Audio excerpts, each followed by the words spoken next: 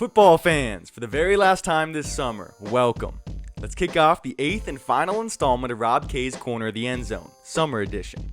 Over the last month, I've featured 3 high-profile football figures, including 2 Power 5 coaches and 1 NFL scout. A neat little factoid about all 3 that you may or may not have realized. They each made their mark and impacted lives in Arizona before venturing to new destinations. This week's show focuses on another guy with major ties to my home state, specifically down south in the Old Pueblo. He's a former All-Pac-10 wide receiver who played alongside UA greats Chuck Cecil and Ricky Hundley. He's a motivational speaker, a New York Times best-selling author, not to mention a retired special agent who spent nearly 3 decades assisting in more than 500 undercover operations for the United States Bureau of Alcohol, Tobacco, Firearms, and Explosives. And a quick disclaimer, he's the biggest badass I've ever met. I'm extremely honored and proud to welcome American Patriot and first-year Tanca Verde High School head football coach Jay Dobyns to my Corner of the End Zone.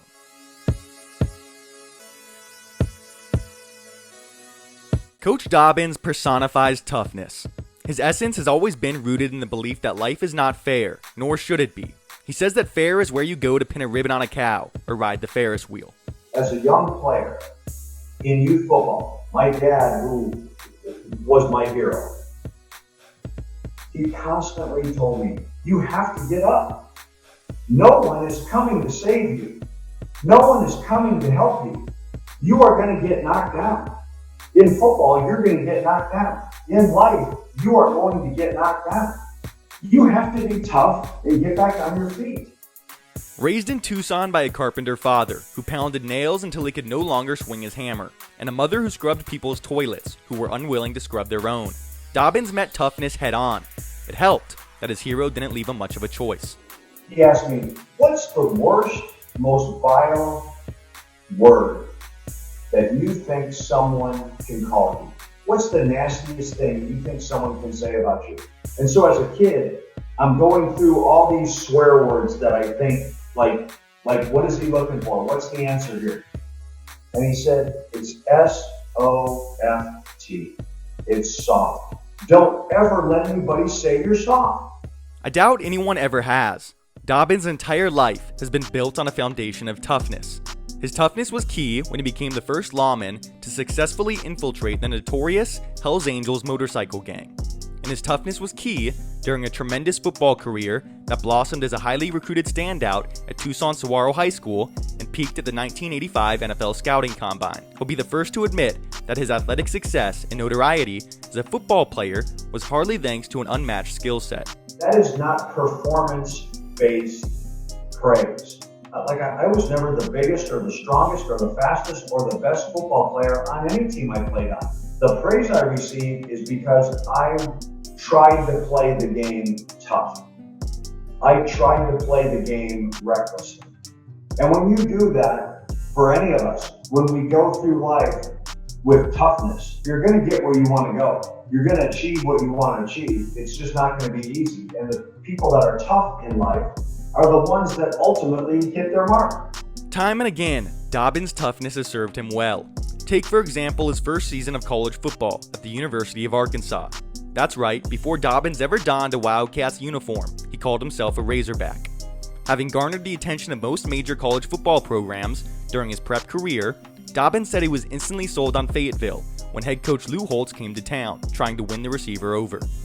Dobyns displayed his intrinsic toughness on the practice field one afternoon in 1980, when one of his buddies was being berated by Holtz for not meeting expectations on a blocking assignment. Dobyns recalls the moment like yesterday.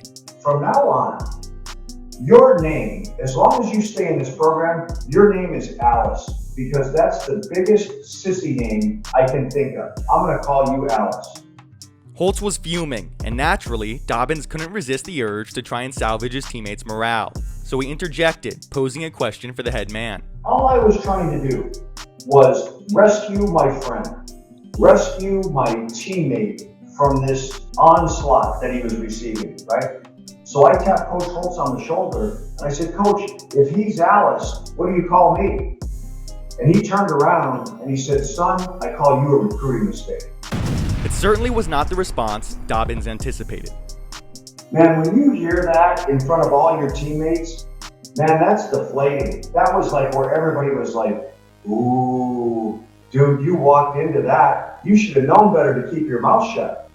But eventually, Dobyns came to understand that Holtz was merely trying to push his highly touted receiver's buttons. He was searching for a way to motivate a player far from home, who had arrived with exceptional fanfare, only to be cast beneath the shadows of an offense that leaned heavily on the run and wasn't nearly as prolific as expected.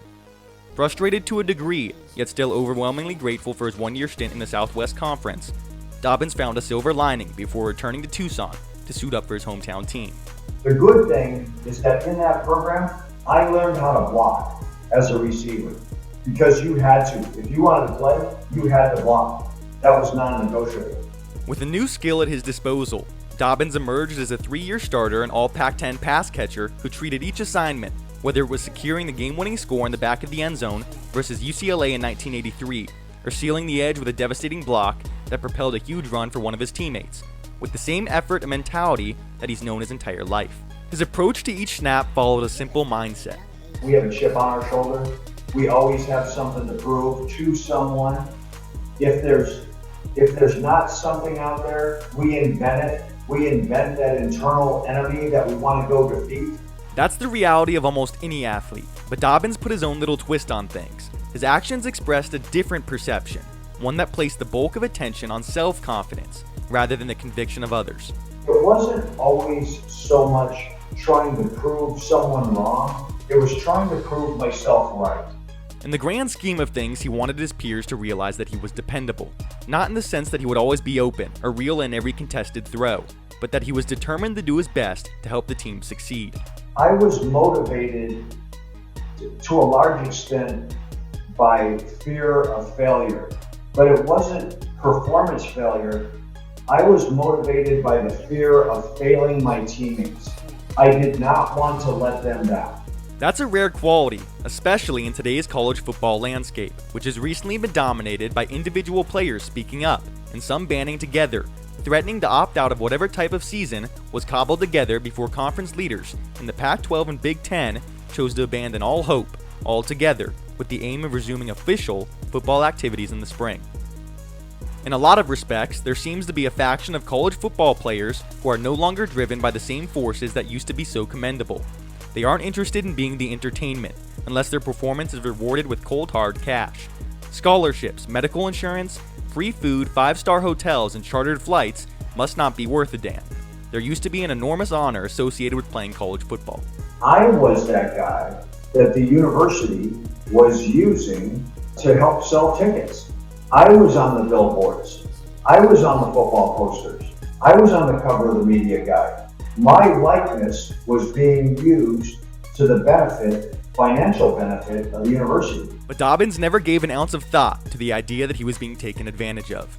I was so flattered by that. I was so willing and open and honored to have that. We're living in an entirely different world now, however, and Dobyns isn't blind to the fact that college football has exploded in terms of financial opportunities since the 1980s.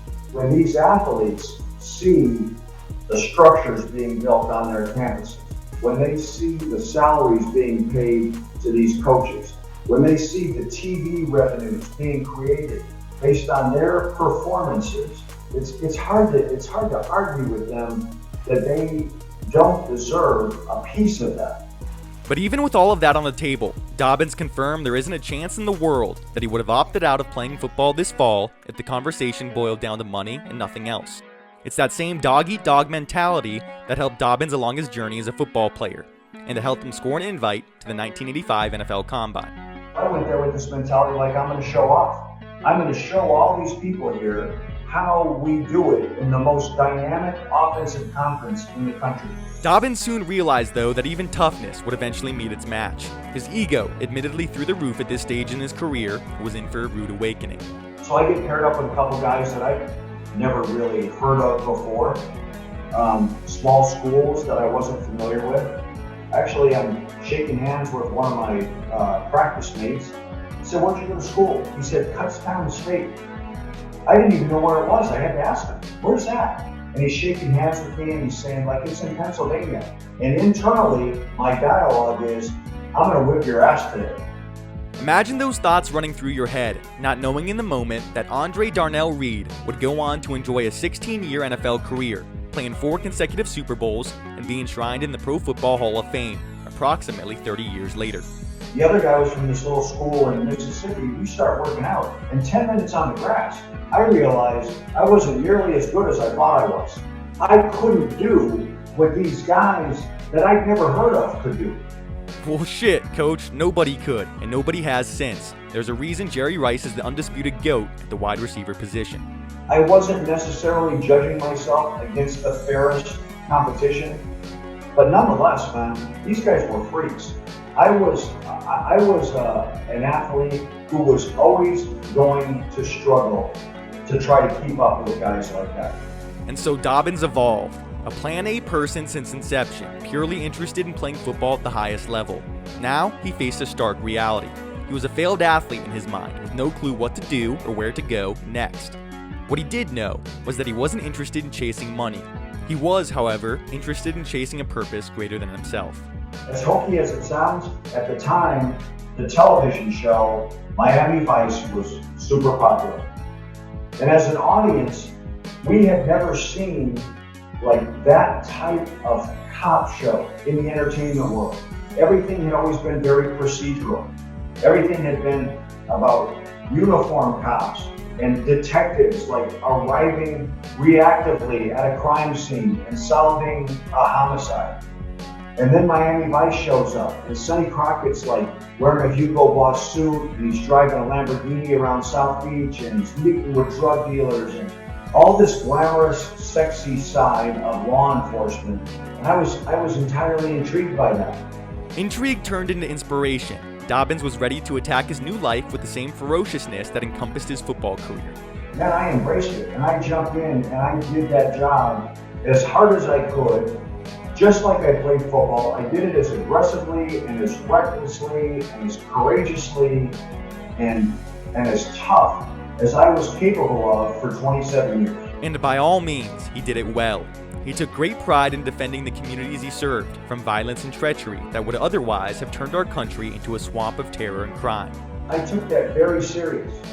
That was very important to me. It was a huge honor for me, for the communities I worked in, to say, we want you to take care of us.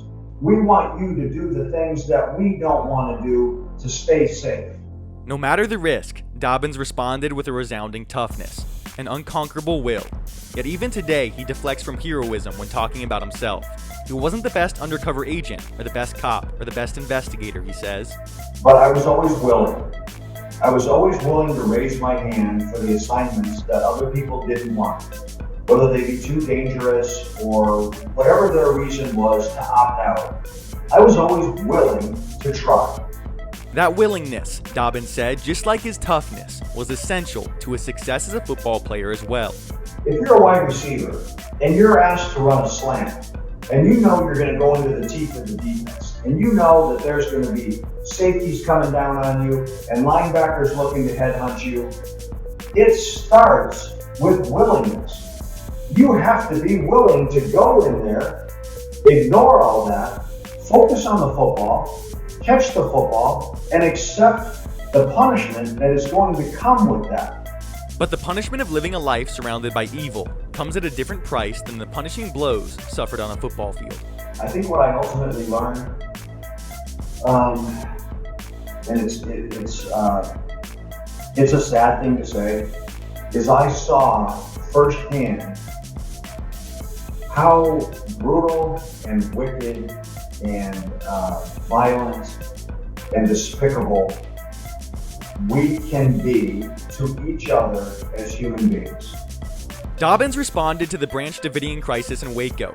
He worked the 1992 Rodney King riots in Los Angeles, was on scene at the Columbine shooting in Colorado, and infiltrated countless narcotic and gun-running schemes led by Hell's Angels and the Aryan Brotherhood. The truth of the matter, Dobyns said, is that he's witnessed the very worst levels of humanity. Perhaps most impressively, he's a better man because of it. You know, I've made a million mistakes in my life. I've done a million things wrong. Through God and through an amazing family, I've been given 1,000,001 second chances. And I think that is really where the hope is. Dobyns is comforted, knowing the sun will rise again tomorrow, no matter what you do wrong today.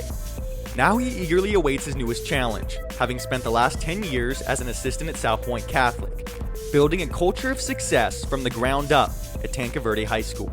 His team recently started a Phase 1 reintegration summer conditioning program. It's practically the first physical interaction that players and coaches have had with one another since Dobyns' hiring in December and introduction to the team in January. Zoom calls have been the norm as COVID-19 threatened the opportunity to play Arizona high school football this fall.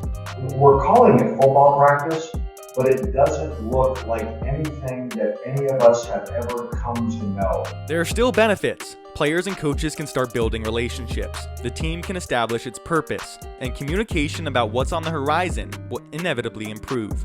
But the way that we're doing it doesn't look like any football practice I've ever been a part of. That's because everybody is wearing a mask. Players and coaches are still recommended to social distance, a feat truly impossible on the football field. And the use of football equipment, often critical to instruction, is non-existent. Remarkably, however, Coach Dobyns is already beginning to see the fruits of his coaching staff's labor. The Tanque Verde football roster is up to 55 kids, and just about all have showed up for practice with an enthusiasm that the pandemic had previously stolen. Of course, there are some parents not quite ready to release their kids back into the free world. And I 100% respect that, and I honor that. I actually encourage that. And I tell the players, and I tell the parents, when you are comfortable with what we're doing, come back. And I'll be waiting for you with open arms. Coach Dobyns' vision, supplemented by a traceable purpose, an open, honest, and transparent line of communication, and what he calls two-way trust, is the new foundation of the Tanque Verde High School football program. When you have all those things together, you can go forward to solve problems. And that's what football is. That's what life is. That is what running a business is. That's what running a family is. That's what having a productive, solid, good relationship with another person is. You're constantly solving problems. The highest achievers in any profession are the ones that are the best problem solvers. Surely, he's a bit biased given it's his staff, but Dobyns wholeheartedly believes that the cast of coaches he has brought together possess the chemistry and knowledge necessary to lead the Hawks to unparalleled success. But in order to have the best chance to win a championship, in order to have the best chance to improve the lives of his players and overcome the unknown, Dobyns must focus on the here and now and not glance too far down the road. He is toughness personified, willing to risk his own life in the pursuit of positively impacting others. We all have an opponent that isn't on our schedule, and it's the first game up. It's the virus. Who can beat the virus? Who can handle their business in this virus environment, virus world, the best? Well, folks, you made it this far, which means if you're feeling even the slightest bit how I felt after my conversation with Coach Dobyns, you're ready to run through a fucking brick wall. I'm kidding. At least sorta, of course. But how about that for the final guest in my summer video series? I hope you're as inspired as Coach Dobyns left me. And if so, I challenge you to turn that inspiration into action. Establish your purpose, write down your goals, and hold yourself accountable both in the short and long term. And always remember that tomorrow's sunrise presents you with a clean slate, one that allows you to chase after your dreams and correct your mistakes. Like most of you, I'm sure, I'm ready for this virus to be in the rearview mirror. At the same time, I refuse to let it slow me down from accomplishing the things that I'm most passionate about, like covering college and professional football and sharing people's stories. So for now, I say thank you. Thank you for coming back for more, especially since I can't help but cringe whenever I rewatch snippets of my first few episodes. It's crazy to think how much I've grown and how much my show has improved over the last 2 months. Thank you for your time, thank you for your feedback, and thank you for giving my guests the attention that they deserve. I hope you'll rejoin me at some point in the very near future. If there's anything I know for certain, it's this. Rob K's Corner of the End Zone is only going to get bigger, stronger, brighter, and more insightful than it's been. So for the very last time, actually, until I'm back and better than ever, you know what's up. Subscribe to my channel and let's connect.